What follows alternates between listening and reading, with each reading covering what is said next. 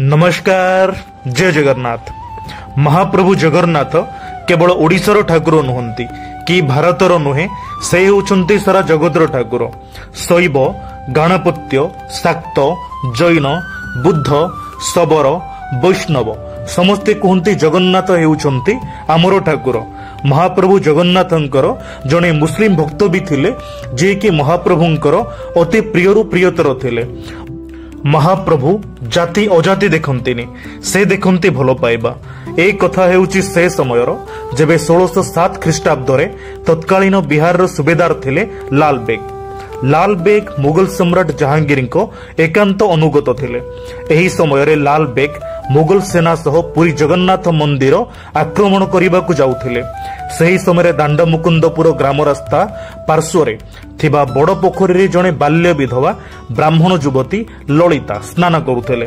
तांकु देखि आकर्षित होई अपहरण करि नैथिले, किंतु सही विधवा लाल बेग निकटरे निजको समर्पण करि नथिले ओ आत्महत्या करने को उद्यत हेले। एहा द्वारा लाल बेग विचलित होई पड़िले। तेणु से ब्राह्मणी समस्त शर्त मानि नहीं तांकु निजर पत्नी रूपे ग्रहण कले। ब्राह्मणी शर्त थिला जे लाल बेग पुरी जगन्नाथ मंदिर किंबा कौनसी हिंदू देवादेवी मंदिर उपरे आक्रमण करिवे नाही ओ तांको कौनसी मुसलमान विधि विधान मानिबा पई बाध्य मध्य करिवे नाही। एही ब्राह्मणी लाल बेग को पत्नी होई कि मध्य पवित्र मनरे जगन्नाथ को उपासना करुतले। किछि दिन परे तांकर एक पुत्र संतान जात हेला, जार नाम रखिले सालबेग। एकदा सालबेग युद्ध क्षेत्र में शत्रु पक्षर आक्रमण शिकार होई सांघातिक भाव में क्षतिग्रस्त हेले ओ आघात प्राप्त होई शଯ୍याशायी हेले। से बंचिबार आशा हरई बसिथिले। सालबेग तांको मां को कहिथिले कि जदि किछि बंचिबार मार्ग अछि से कहंतु, नचेत से आत्महत्या करिदेबे।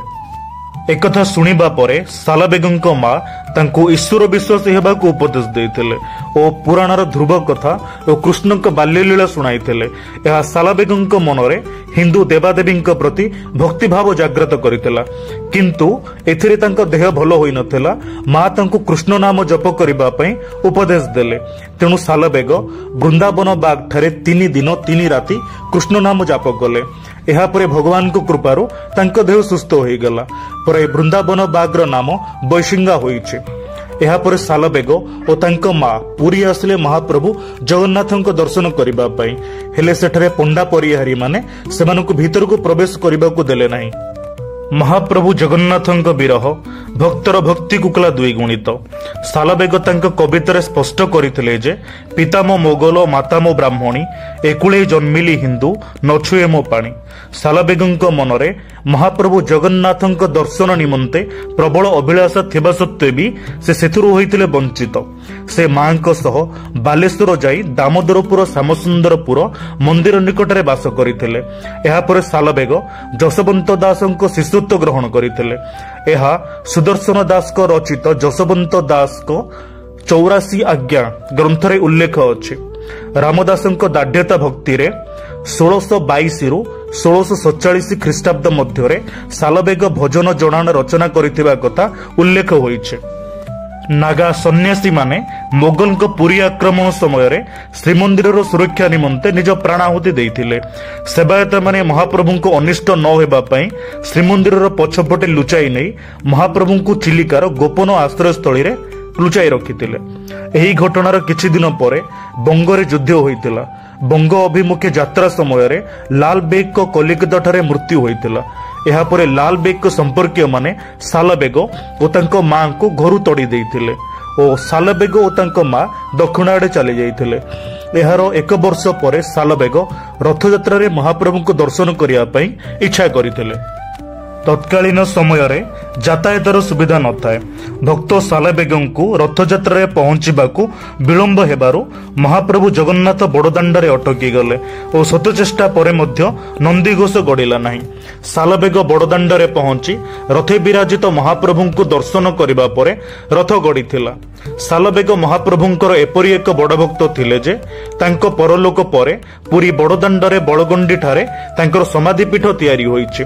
एबे स्मारकी बा स्मृतिपीठ स्वरूप दांड मुकुंदपुर ग्राम रे सालबेगंको स्मृतिपीठ नाम रे एक स्थान अछि। एबे एही ग्राम रे अनुष्ठित समस्त सांस्कृतिक कार्यक्रम सालबेगंको नाम रे नामित हेउछि। भक्ति जुगरे भक्त सालबेगଙ୍କ गभीर भक्ति तांको लेखावळीरे प्रतिफलित हेउतिला। मंदिर को प्रवेश निषिद्ध थिले मध्य मंदिर बाहरे थाई भक्ति प्रकट करुथिले सालबेग। तांकर ओडिया भजन जणाण सब ओडिया साहित्यर अमूल्य संपद भावरे आजि जाय रहिछि।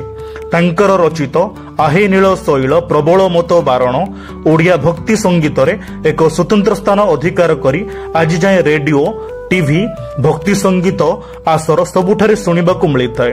ओडिशार सुप्रसिद्ध भजन गायक विशेषकर भिकारी बळंक सुमधुर कंठरे एही भजन ओ सालबेगଙ୍କ अन्य गीत सबु सारा ओडिशा रे केई दशंधि धरी जनप्रिय रहिछि। एही भजनटी पुरी श्रीमंदिर एक मुख्य रीति बेढ़ा परिक्रमार एक सुंदर वर्णना।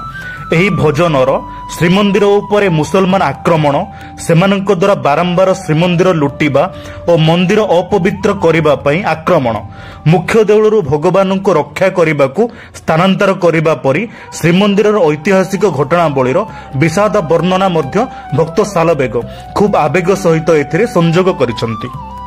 महाप्रभुंक भक्ति जबन सालबेगଙ୍କୁ परिचित करिछि भक्त सालबेग रूपरे।